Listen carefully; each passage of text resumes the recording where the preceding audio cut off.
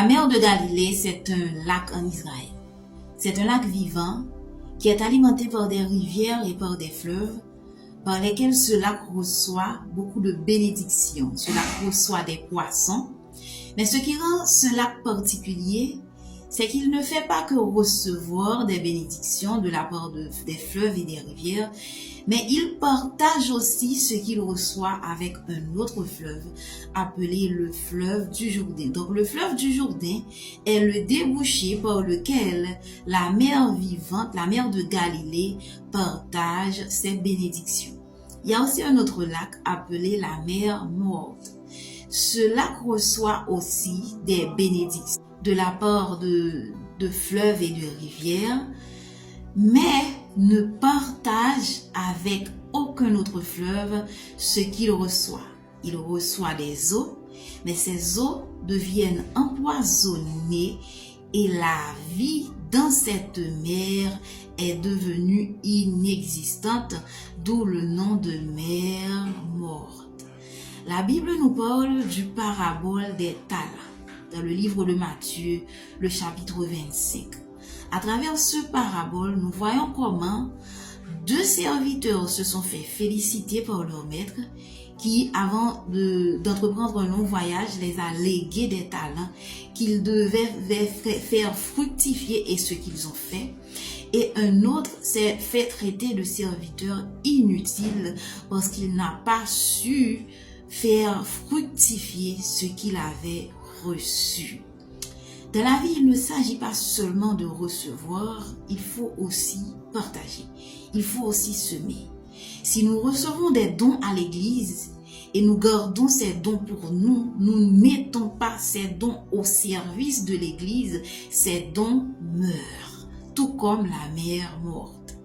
Si nous recevons des talents de la part de Dieu et nous ne faisons rien avec des talents, ces talents deviennent des talents morts, tout comme la mer morte. Si nous recevons des bénédictions diverses et nous ne faisons rien pour aider les autres, nous avons une église morte. De nos jours, nous voyons une église qui ne sort plus évangélisée.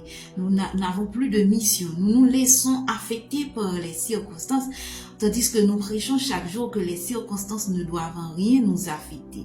Nous nous laissons guider, nous nous laissons éteindre par les circonstances pendant que nous disons chaque dimanche que les circonstances n'ont aucun pouvoir sur nous.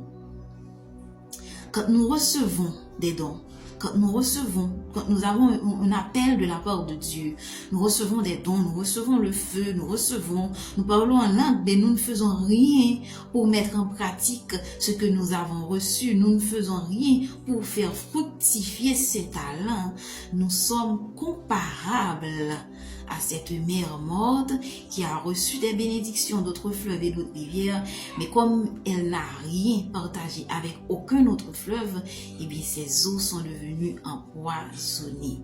Nous avons une église morte aujourd'hui parce que nous avons une église passive. Nous avons une église morte aujourd'hui parce que nous avons une église handicapée. Une église qui ne fait rien d'autre que s'asseoir et attendre l'offrande, que s'asseoir et attendre les fidèles, mais qui ne sort pas chercher les âmes, qui ne sort pas gagner les âmes. C'est pour cela que nous voyons que le réveil tarde tant à venir. C'est parce que nous sommes endormis. Donc, un pasteur, un chrétien, un évangéliste endormi ne peut pas être un agent du réveil. Il y a plus de bénédictions en donnant qu'en recevant, c'est ce que nous dit la Bible. La Bible, c'est la vérité absolue. Donc, cessons d'encaisser, d'emmagasiner, de stocker et mettons au bien de l'Église, au bien des personnes, les bénédictions que nous recevons de la part du Saint-Esprit de Dieu. Que le Seigneur vous bénisse. C'était avec vous, pasteur Ruth Orion Nicolas. À la prochaine.